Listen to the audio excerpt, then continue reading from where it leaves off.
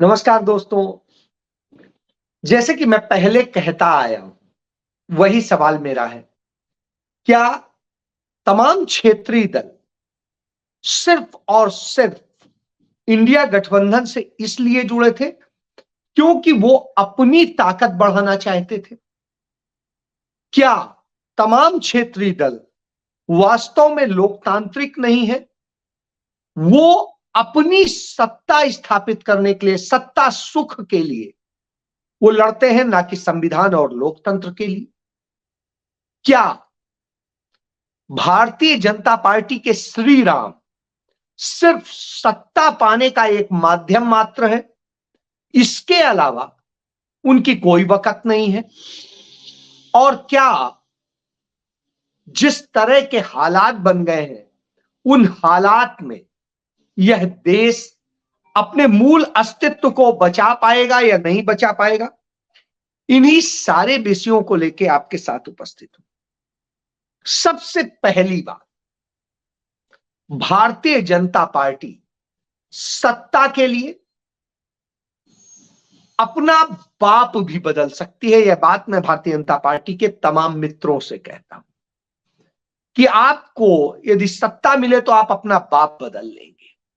कमोबेश वही स्थिति मैं देख रहा हूं। बिहार में नीतीश कुमार के साथ सरकार बनाने के बाद भारतीय जनता पार्टी के नेताओं की बैठक हुई, जिसमें निर्देश दिया गया कि अब आप जय श्री राम नहीं बोलेंगे, आप सियावर रामचंद्र की जय बोलेंगे। यहां पर जय श्री राम नहीं बोलेंगे, क्योंकि जय श्री राम बोलने से नीतीश कुमार को नुकसान होता है और हमें सत्ता में रहना है, इसलिए हमें जेडीयू के साथियों के साथ में झुक के रहना होगा, क्योंकि अभी हमें 2024 के लोकसभा चुनाव में जीतना है। तो भारतीय जनता पार्टी अपनी सुविधा अनुसार कैसे चेंज करती है, कभी जय सिया राम से जय श्री राम बन जाता है, फिर जय श्री राम से कभी जो आपको बताया। तो इस तरीके की स्थितियां हैं, हमने देखा है, लगातार देख रहे हैं। तमाम जगह अराजक घटनाएं हो रही हैं, लड़कियों के साथ छेड़छाड़ होती है और वो नारा लगाते हैं जय श्री राम। कहीं पर कोई तोड़फोड़ करते हैं, दंगा फसाद करते हैं और नारा लगाते हैं जय श्री राम। इसी तरीके से तमाम चीजों। आज राहुल गांधी की भारत जोड़ो न्याय यात्रा देवघर पहुंची। उसके पहले वो जहां अडानी का पावर प्लांट है उस गोड्डा से गुजरी, और गोड्डा से सांसद है वह जो कारपोरेट का दलाल होता था, निशिकांत दुबे। तो निशिकांत दुबे ने अपने लोगों से कहा कि जब राहुल गांधी की भारत जोड़ो न्याय यात्रा निकले तो तुम जय श्री राम के नारे लगा करके उसको डिस्टर्ब करना और अराजकता फैलाना और तमाम सारी चीजें उन्होंने कही। बहरहाल उन्होंने कोशिश की, लेकिन वह उतनी सफल नहीं हुई, क्योंकि उनकी साजिशें इस समय फेल होने लगी। राहुल गांधी की यात्रा तो वहां पहुंच गई और राहुल गांधी देवघर पहुंचकर जो बाबा शिव के हिसाब से जो वहां पर वस्त्र निर्धारित है वो पहन करके और जाते हैं देवघर में, और ज्योतिर्लिंग के जो कहा जाता है सौराष्ट्र सोमनाथम च श्रीशैले मल्लिकार्जुनम उज्जैनिन्याम महाकाल ओंकार ममलेश्वरम परल्याम वैद्यनाथम च डाकिन्याम भीमशंकरम सेतु वंदे तु रामेशम नागेशम दारुकावने वाराणस्याम तु विश्वेशम त्र्यंबकम गौतमी तटे हिमालय तु केदारम घुस्मेशम च शिवालय। तो उन 12 ज्योतिर्लिंगों में से एक वैद्यनाथ है, जो परल्याम में स्थापित वैद्यनाथ। उन वैद्यनाथ धाम के उन्होंने पूजन अर्चन किए, विधिवत किए। आप शिव को राम से लड़ाना चाहते हैं, कहीं और किसी को किसी से लड़ाना चाहते हैं। राम के आराध्य कौन थे? शिव थे। तो ऐसी स्थिति में शिव तो सबके देवता हैं, वो हर गरीब मलंग दलित पिछड़े अगड़े सबके देव, वो हर जाति धर्म के भी देव। इसीलिए सिख धर्म में भी कहते हैं एक ओंकार, ओंकार शब्द जो है शिव के लिए प्रयोग हुआ है। वैसे ही यदि हम इस्लाम धर्म की बात करें, वहां पर भी कहते हैं एक जो है अल्लाह एक है, और अल्लाह का जो रूप दिखाते हैं वो कहीं ना कहीं शिव से मेल खाता है। और इसी तरीके से ईसाई धर्म में भी एक गॉड की बात करते हैं, और उस जिस गॉड की बात करते हैं वो भी उसी तरीके की स्थिति में। तो कमोबेश हर धर्म में एक जो ईश्वर का स्वरूप है वो शिव को माना जाता है। तो ऐसी स्थिति में हिंदू धर्म में उसे शिव कह देते हैं। तो यह हमें आपको समझने की जरूरत है कि इस तरह के लोग, और जिस तरह की नफरत फैलाते हैं उसका नतीजा क्या होता है। सनातन धर्म कह के, जय श्री राम कह के धर्म के मानने वाले लोगों के साथ में जिस तरह घटनाएं होती हैं, उसका नतीजा यह होता है कि मध्य प्रदेश के शिवपुरी में 40 दलित परिवारों ने कथित सनातन धर्म, बौद्ध धर्म, सनातन धर्म और हिंदू धर्म जो भी आप कहते हैं, उसको छोड़ करके बौद्ध धर्म अपना लिया। उन्होंने कहा इस धर्म में रहने का फायदा क्या, जहां छुआछूत के नाम पर हम पर हमले होते हो, हमें नीचा दिखाया जाता हो। कल यही बात तो कही थी राज्यसभा में नेता जो है प्रतिपक्ष मल्लिकार्जुन खड़गे ने, जो कांग्रेस पार्टी के राष्ट्रीय अध्यक्ष हैं। उन्होंने कहा था आपके असम के मुख्यमंत्री कहते हैं कि शूद्र को ब्राह्मणों, क्षत्रियों और वैश्यों की सेवा करनी चाहिए।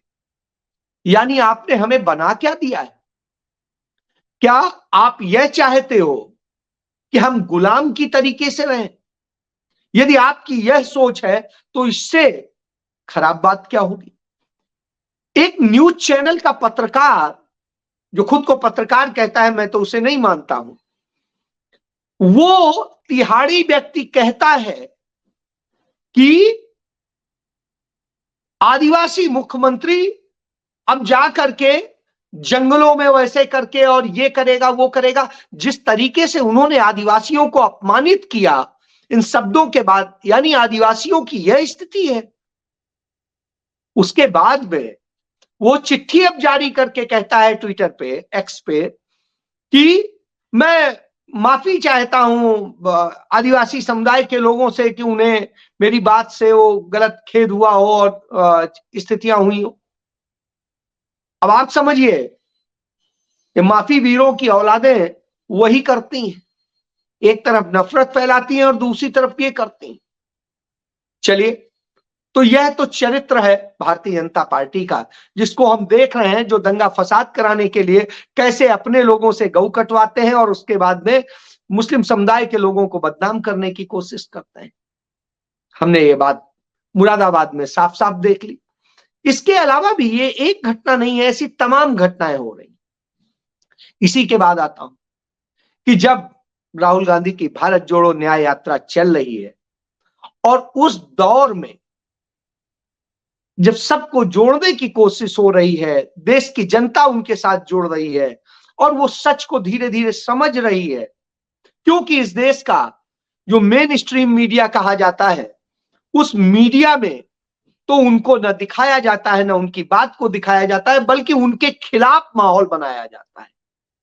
तो ऐसी स्थिति में एक ही रास्ता था, राहुल गांधी ने कहा कि हम जनता के बीच जाएं। तो वो जब जा रहे हैं और अपनी बात रख रहे हैं और उनकी बात सुन रहे हैं, तो उस दौर में सबसे ज्यादा जो तकलीफ हो रही है वो उन्हीं के सहयोगी दलों को हो रही है।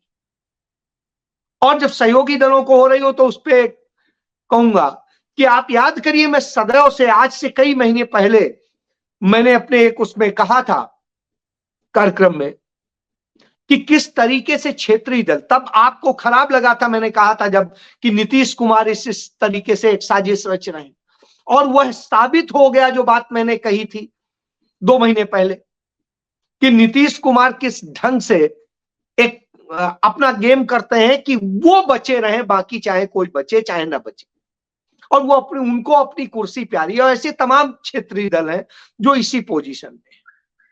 इसी कड़ी में नीतीश कुमार ने तो अपना चरित्र दिखा दिया साफ साफ। अब ममता बनर्जी का चरित्र साफ साफ दिख रहा है। ममता बनर्जी कहती है कि राहुल गांधी इसी तरह चाहे जितना कर लें, वो 40 सीट कांग्रेस नहीं जीतने वाली। अब आप एक चीज समझिए, ममता बनर्जी से सर्टिफिकेट लेंगे कि कहां कितने जीतेंगे? वो आज तक क्या कभी जीती हैं 40 कि वो दूसरे को कहेंगी?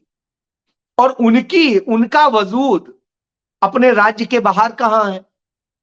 तो ऐसी स्थिति में हम समझ सकते हैं कि वो फ्रस्ट्रेशन का शिकार है, क्योंकि राहुल गांधी जब पश्चिम बंगाल गए, उन्हें वहां की जनता का समर्थन मिला और जनता ने तमाम बातें कही। हालांकि राहुल गांधी का मैं बड़ापन कहूंगा, वो ममता बनर्जी के लिए एक भी शब्द उन्होंने नहीं बोला। और यही नहीं, उनकी तमाम टॉप लीडरशिप ने उनको कुछ नहीं कहा। हालांकि अधीर रंजन चौधरी से उनकी पर्सनल अदावत है और इस कारण से दोनों एक दूसरे के लिए बोलते रहते हैं, तो ठीक है, ये पर्सनल है और उसके लिए कोई नहीं। उन्होंने तमाम तरह के विघ्न डाले इस यात्रा में, तमाम हमले करवाए, बावजूद इसके राहुल गांधी बगैर कुछ बोले अपनी राह पर चले। यह बड़ी बात थी। वो बिहार पहुंचे तो बिहार में जो ड्रामा हो गया वो हम सब ने देखा। उसके बाद में जब वो झारखंड पहुंचने वाले थे, तब किस तरीके से हेमंत सोरेन के साथ में हुआ, और जो अन्याय हुआ है उस अन्याय का कोई स्थान ही नहीं, सुनने को नहीं तैयार है। और इस बात को लेकर कपिल सिब्बल ने कहा कैसे अनुच्छेद 32 के तहत सुनना चाहिए सुप्रीम कोर्ट को, लेकिन नहीं सुन रहा है। अब वो खुद इस बात को लेके कि किस तरह के कानूनी पहलू हैं और किस तरह का आचरण है, चिंताजनक है। बहरहाल वहां सरकार बन गई, चंपाई सोरेन पहुंचे राहुल गांधी की वेलकम यात्रा में, और वेलकम के लिए जब पहुंचे तो उन्होंने अपनी बात कही, राहुल गांधी से मिलके चले। मतलब शपथ लेते उन्होंने जो पहला भाषण दिया वो कांग्रेस के मंच से दिया। बड़ी बात थी, बड़ापन है और इसके लिए वो बधाई के पात्र है। लेकिन कांग्रेस भी उनके साथ डट के खड़ी है, राहुल गांधी खड़े हैं, पूरी कांग्रेस खड़ी है। इसी बात से तो भारतीय जनता पार्टी बौखलाई हुई। और जब इसकी बौखलाहट हो तो कैसे खेल होता है, इस खेल का हिस्सा बताता हूं। पंजाब के मुख्यमंत्री भगवंत मान बहुत दिनों से इस बात का प्रयास कर रहे थे कि पंजाब के जो राज्यपाल हैं बनवारी लाल पुरोहित, उन्हें भारतीय जनता पार्टी हटा दे, नरेंद्र मोदी हटा दे, अमित शाह हटा दे, हम उनके हिसाब से चीजें तय करने लगे। और उनकी बात को मान लिया गया और कल बनवारी लाल पुरोहित को अमित शाह ने बुलाया और नरेंद्र मोदी का मैसेज दिया। आज उस मैसेज के तहत सुबह सुबह उन्होंने अपना इस्तीफा, रात को वो लौटे और सुबह सुबह उन्होंने अपना इस्तीफा राष्ट्रपति को भेज दिया। कहा मैं पर्सनल कारण से मैं छोड़ रहा हूं। लेकिन वास्तविकता क्या है इसको समझिए। वास्तविकता यह है कि किस तरीके से यहां कांग्रेस को नहीं पनपने देना है, इसके लिए काम करना है। संगरूर में एक बड़ा धरना चल रहा है, किसान प्रोटेस्ट कर रहे हैं, कुछ और लोग प्रोटेस्ट कर रहे हैं। तो पंजाब के पूर्व मुख्यमंत्री चरणजीत सिंह चन्नी जनता के उस आंदोलन में हिस्सा लेने के लिए, धरने में हिस्सा लेने के लिए जा रहे थे। और वो जा रहे थे तो उनकी गाड़ी को घेर करके रोक लिया गया। वहां कोई बलवा नहीं हो रहा था, कोई और चीज नहीं थी, उनके साथ कोई भीड़ नहीं थी, वो अकेले जा रहे थे। अब आप सोचिए, उससे रोक लिया गया। रोक करके उन्हें कहा गया कि नहीं आप आगे नहीं जाएंगे, आपसे ये रिक्वेस्ट है, पुलिस के डीएसपी ने बोला। और ये उन्होंने कहा मैं साबका मुख्यमंत्री हूं, यानी पूर्व मुख्यमंत्री हूं इस राज्य का, और मैं एक जनता के जो प्रोटेस्ट चल रहा है उसमें हिस्सा लेने जा रहा हूं, तो इससे आप कैसे रोक सकते हैं? क्या मुझे सड़क पे चलने से रोक देंगे और 50 किलोमीटर 60 किलोमीटर पहले ही रोक देंगे? ये कौन सा तरीका है? कौन सा नियम है? कौन सा आर्डर है? मुझे दिखा दीजिए। साहब कोई आर्डर नहीं है, लेकिन आपको जाने नहीं देंगे। ये वैसी स्थिति है जैसे राहुल गांधी से कहा गया था कोई आर्डर नहीं है, लेकिन हम मंदिर नहीं जाने देंगे। असम में वहां तो भाजपा की सरकार थी, ये तो आम आदमी पार्टी की सरकार है, लोकतंत्र की बात करते हैं। आप बात करते हैं कि संविधान बचाना है, लोकतंत्र बचाना है, जनता के अधिकारों, तो आप अधिकारों का हनन कर रहे हैं, आप इस तरह से कर रहे हैं, और उसके बाद कहते हैं कि साहब ऐसे नहीं। और ये एक घटना नहीं है, लगातार इस तरह की घटनाएं हो रही हैं। आपने देखा किस तरह से सुखपाल खैरा को फंसाने के लिए एक केस, फिर दूसरा केस, उससे छूटते तीसरा केस, तीसरे के बाद चौथा केस, इस तरह से करके 6 केस बना डाले। और ये किसी और ने नहीं किए, आम आदमी पार्टी की सरकार ने किए। यानी जहां छोटी सी जगह आपको सत्ता हाथ में मिली है, वहां आप भाजपा से ज्यादा बड़ा दुरुपयोग कर रहे हैं। इतना तो भारतीय जनता पार्टी ने भी कहीं नहीं किया है।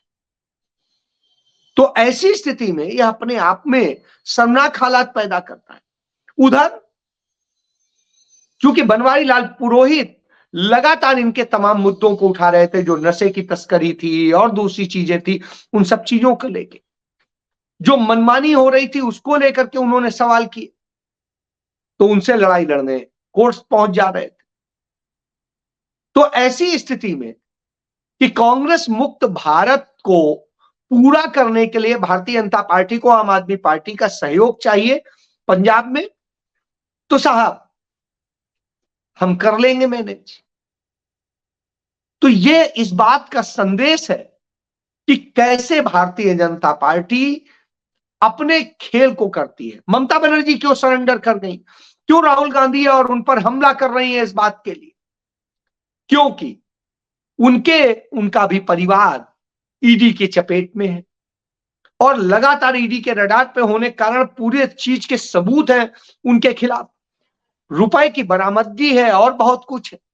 इसी तरीके से आम आदमी पार्टी के नेता केजरीवाल के भी खिलाफ और उनके पूरी पार्टी के तमाम सारे लोगों के खिलाफ आरोप है, और उन आरोपों में तमाम सारे सबूत भी मौजूद है और कैश ट्रांजैक्शन भी है। तो ऐसी स्थिति में ये लोग डरे हुए हैं और डर के कारण इस तरह की हरकतें कर रहे हैं। वहीं न डरने वाले भी लोग हैं। लालू प्रसाद यादव ने सरेंडर नहीं किया, तेजस्वी यादव ने सरेंडर नहीं किया। उधर आइए, जो महाराष्ट्र चले जाइए, महाराष्ट्र में शिवसेना उद्धव ठाकरे ने सरेंडर नहीं किया, उद्धव ठाकरे सीधे लड़ रहे हैं। और संजय राउत ने, जिन्हें जेल में भी डाला गया, उन्होंने तो साफ कहा कि कांग्रेस कम से कम पूरे हिंदुस्तान में 150 सीटें जीतने जा रही है, कम से कम, और इससे ज्यादा जीतेगी। तो आप ये समझ सकते हैं, उन्होंने यह भी कह दिया कि ममता बनर्जी यदि ये कह रही 40 सीट की बात, तो वो अपने पश्चिम बंगाल के लिए कह रही हैं। यह अपने आप में चेहरे को बेनकाब करता है। यह बताता है कि किस तरीके से डरे हुए लोग भारतीय जनता पार्टी की जमीन बनाने में लगे।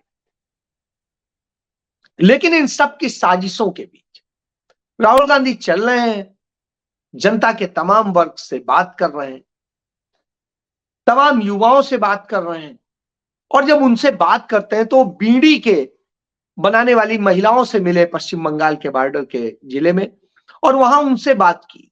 उनको कोई सुरक्षा नहीं है, कोई सुविधा नहीं है। उस बात को राहुल गांधी ने उठाया और राहुल गांधी ने कहा, मैं इसके लिए जरूर कुछ करूंगा कि आपको सोशल सिक्योरिटी मिले। और निश्चित रूप से राहुल गांधी ने इसी तरीके से कर्नाटक में कहा था, और जैसे सरकार बनी वहां सोशल सिक्योरिटी दी। इसी तरीके से तेलंगाना में कहा था, वहां सोशल सिक्योरिटी दी। इसी तरीके से जो वोटर नहीं है हिमाचल में, उन अनाथ बच्चों से वायदा किया था और उन अनाथ बच्चों को स्टेट चाइल्ड घोषित कराया। यानी अब वो राज्य के बच्चे हैं, उनकी पूरी देखभाल, पालन पोषण, शिक्षा सब राज्य करेगा, यानी सरकार करेगी। तो ये एक बड़ी चीज होती है। तो राहुल गांधी एक बड़ी लकीर खींच रहे हैं, लेकिन तमाम सारे छोटे दल, जो क्षेत्रीय दल हैं, वो अपने आप को असुरक्षित महसूस करके राहुल गांधी को ही खत्म करना चाहते हैं, कांग्रेस को खत्म करना चाहते हैं, जबकि वो जानते हैं कि कांग्रेस के बिना लोकतंत्र, संविधान को बचाना संभव नहीं है। फिर तो नरेंद्र मोदी सरकार की तानाशाही में आ जाएगा। यही बात आज दिल्ली में कार्यकर्ता सम्मेलन के दौरान मल्लिकार्जुन खड़गे ने कही कि यदि आप सब एकजुट होकर के अब नहीं खड़े हुए तो फिर आगे वक्त नहीं मिलेगा खड़े होने का। तो सोचना है आप सबको कि आपको हर एक का चेहरा पहचान करके अब फैसला करना पड़ेगा कि कहां जाएंगे, क्योंकि देश को तो भाड़ में झोंकने का काम मोदी सरकार ने किया है और तमाम क्षेत्रीय दलों को अपना अय्यार बना लिया है। जय हिंद।